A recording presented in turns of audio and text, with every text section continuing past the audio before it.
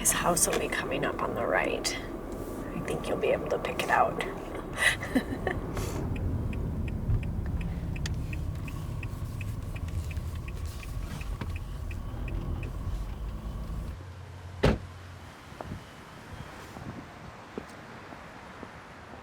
Hello.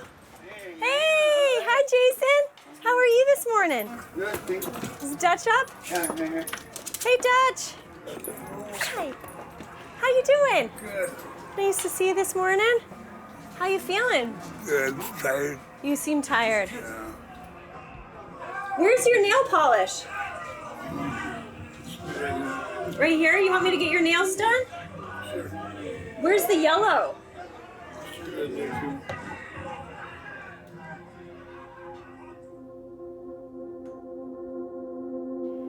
There is no normal with our world.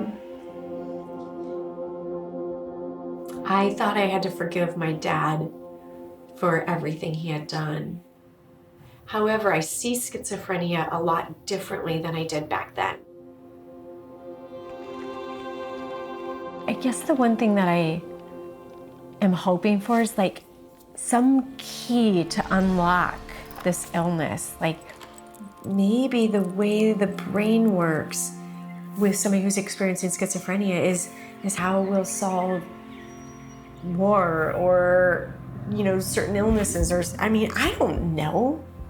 And maybe I'm just a daughter that wants to believe her dad's still really awesome, even though he's been experiencing this.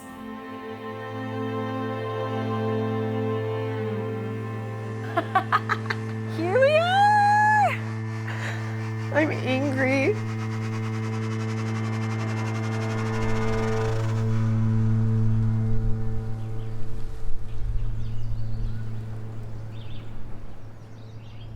Here we are at my old neighborhood. It was just a really great place to grow up outside of some of the trauma, but there's where my best friend lived, Molly, and this is where I lived. Yeah, so the front door was always a little scary. You would break in, try to climb in the windows, and I remember being curled up in a ball right by the door with the chair by there because we felt like he couldn't see us right there. And the fear inside my house was so tense. This street right here, I remember one time my dad, he had a station wagon and he just parked right there watching us. And that was terrifying. Is that me? Yeah. Look at how blonde my hair is. Must have been summertime. Oh my gosh, there's my room. Ah. I think I was like about 7 when it got to its peak. What I remember is if things weren't perfect, that is when our whole environment would be flipped upside down. There was screaming and fighting and hitting, and when the violence and the abuse, the physical part, were directed at me, that's when my mom did break free from having him in the home and started the divorce process. That's when it got even uglier. So he would show up unexpectedly and unwelcomed and break in and terrify us and stalk us and call us hundreds of times a day, and we'd have to change our phone number and then change our phone number. That was just the constant fear. Like everywhere I went, I was worried something bad would happen. And oh my God, my mom was in the courts every day for years. It seemed like every year she'd have to go get a restraining order.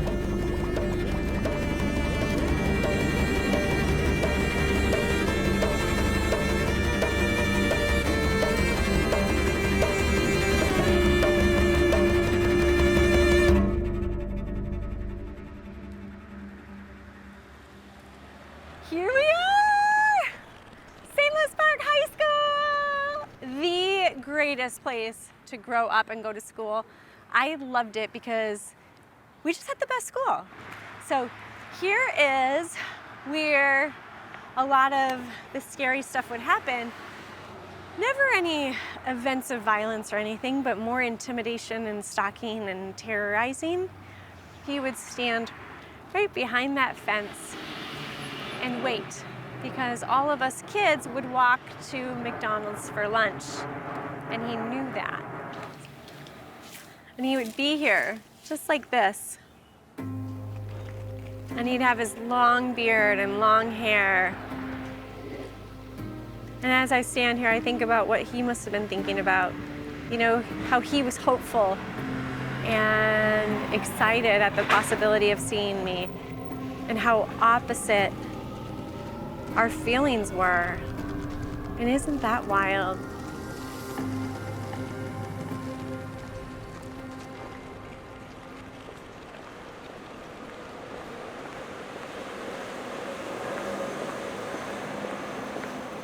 Oh, here we go. I think that's her.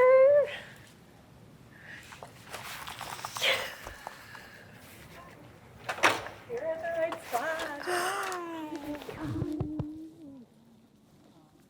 This is so wild to like. There's a lot of things that we didn't know as kids were happening behind the doors. I remember going to one of your brother's baseball games, but he got a migraine. And he was literally vomiting in a bag while we were in the car because he was so worked up and because his migraine was so bad. And I was, oh, Chad has migraines. I learned later that all that was triggered by your dad.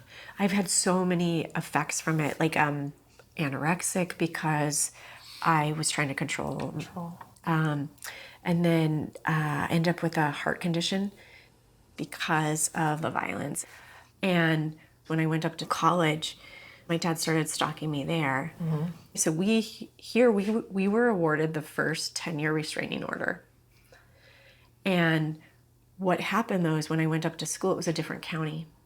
Yeah. And so it didn't extend. And then when I went to try to get a restraining order, they wouldn't give me one because he hadn't done enough bad stuff to in that county? In that county. Oh my God. And so he literally called everybody in the freshman phone book trying to find me because I wasn't answering his calls. And so I'd go to like a party or a class and be like approached by somebody and say, "Are you Jessica Zemple? Like your dad's looking for you." And it was traumatizing because as a freshman in college, you just want to fit in. You just want to I just want a friend. I just want to blend in. Right? Another big story in college was I was bartender and it was Halloween and he was still calling me all the time. And I was hearing he was on campus and I watched each person come in with a different costume and a different mask and I couldn't see who they were. And so I didn't know if one of them was my dad. I broke down. I started shaking. I couldn't talk. I couldn't function when I was in these places of fear. Just the fear is so ravaging. So I left the bar because I just couldn't be there. It was so traumatic. And that night of Halloween was probably one of the most terrifying of my whole life.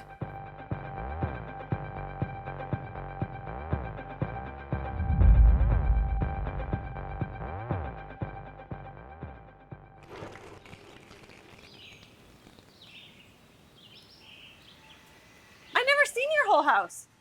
Do you want to take us on the tour? He's high. What's that? He's high. Oh, you're high. Pot. Or something else. And you want to do an introduction in the camera? Hey, my name's Jason. 2230. This is the man cave.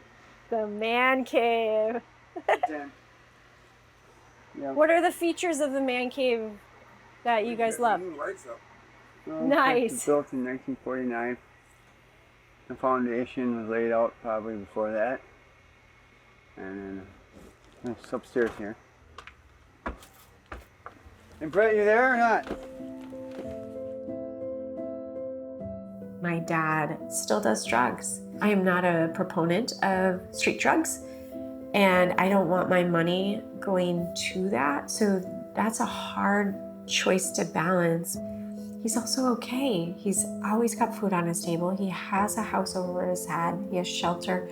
He has heat. People love him and people are there to help him. And he has transportation. He gets all his medications. Like, he has everything. So that's been a journey more for me, is accepting that he's happy. He doesn't need to have a house that looks like mine, or he doesn't need to eat a diet that looks like mine, and he's totally okay. Wow, this is really cleaned up. Okay. Here we go. All right, well, I guess we're going through here.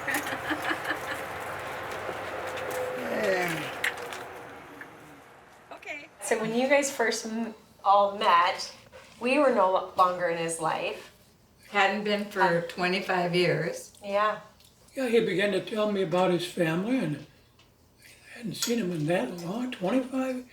Well, I guess we ought to do something about that. Aww. And then we took up a collection at the Sunday School school. class. And we gathered enough money. And John took you to Burlington, remember? And he bought you a new sport coat and shoes. Wow. Like, how special is that? That Yeah.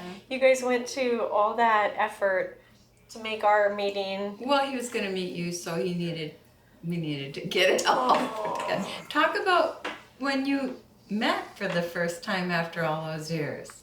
What was that like? What was it like for you? Where'd Well, you I was meet? worried about you coming back because Chad wouldn't give me your name or number, or wouldn't give me your name. Wouldn't give me your number, and I was hoping he would come, and he did. Where Yeah, did you meet up?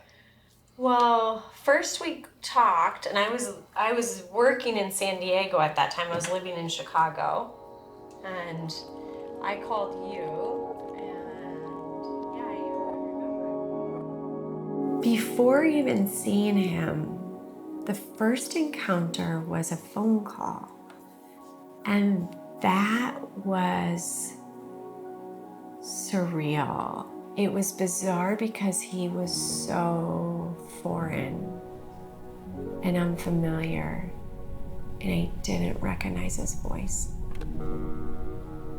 I had such mixed feelings about that because there's this energetic biological bond, and it wasn't just like we just talked yesterday.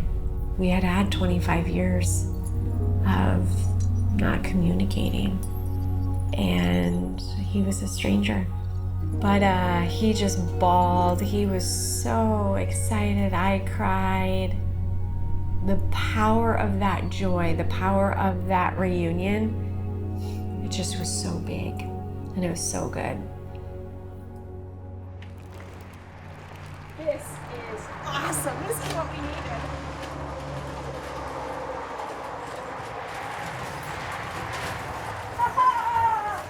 Now we get to have some fun. Oh.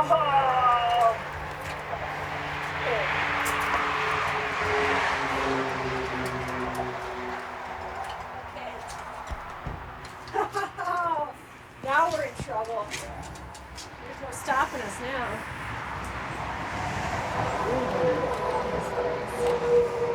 What is it, candy? It's all candy.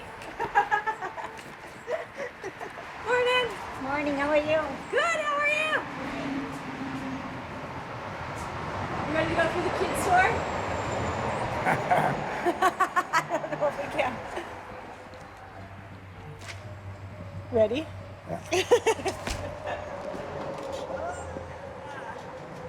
Watch that head.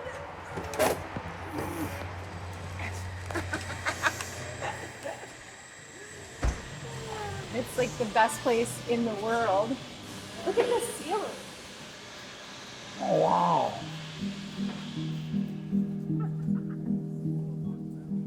schizophrenia. Oh, so many ideas around it, and also so many more to learn. Where do I even start? I was afraid that I had schizophrenia, and so in the past, I really labeled schizophrenia as bad or wrong or something that I never wanted to have to deal with.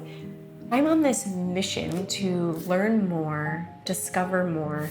If I threw away everything I was told or conditioned to believe about schizophrenia, and I started with a clean slate, how might it be different?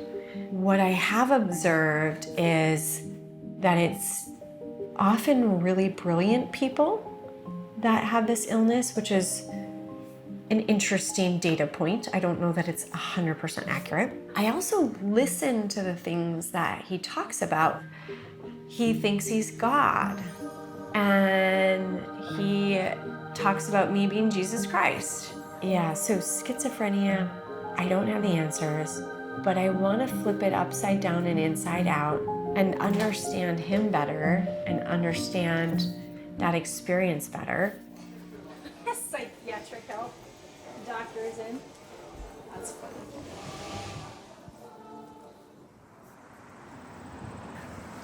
Do you remember going to sing karaoke with me? Yeah.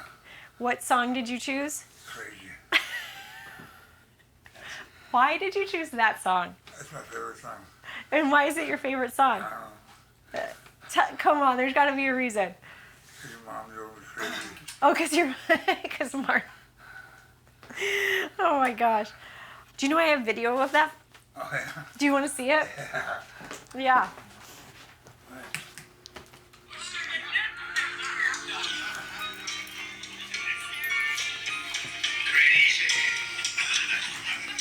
Oh, just like Patsy Cline. Just like Patsy.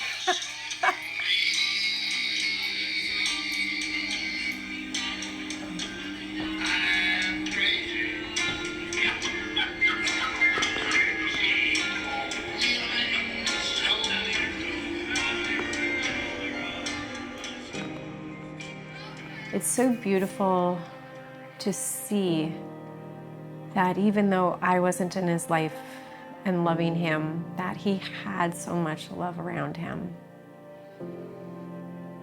And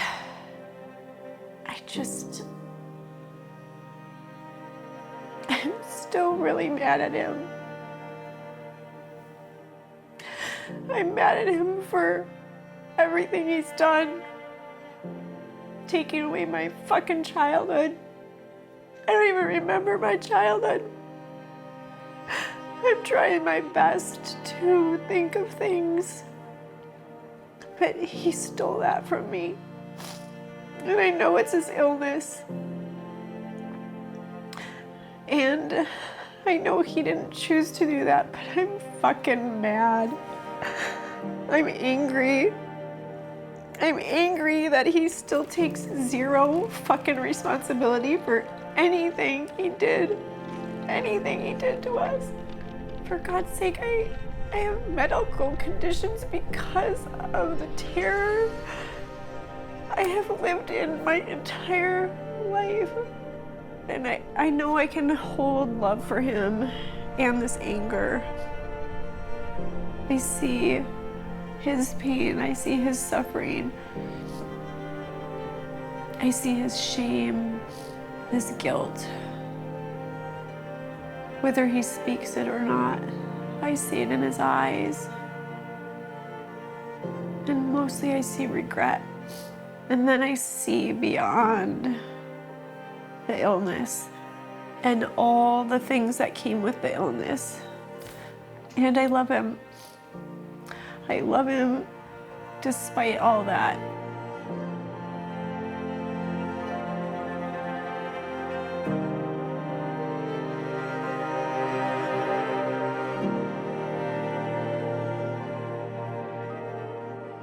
I don't want to be mad at my dad. Some days I wish he didn't have schizophrenia, but then he wouldn't be my dad. And he wouldn't be the unique, beautiful soul he is. He's so open, he's so amazing, he's so honest. He's got such a great smile. How you got a blind on the roof? I don't know. Till her drinks are on the house. It's like this little kid lights up when he's smiling, he's like giggling, and it just makes me so happy. He didn't choose to have this illness. He was dealt a hard hand. And no matter how much he loved me, he had to go through some of his challenges too. That's really helped in the healing too, not taking everything he did so personally. But I have a choice of making this a bad story or a good story or just a story. Yep. Yeah. Labels don't quite capture everything, do they? No. They sure don't.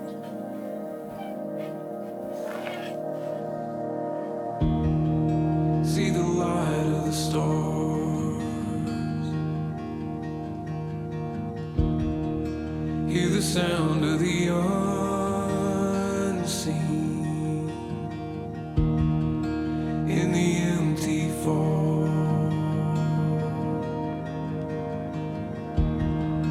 in the silence listen,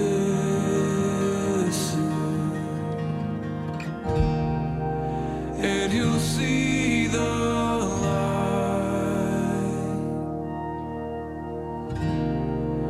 Though the darkness seems so strong, in the deepest night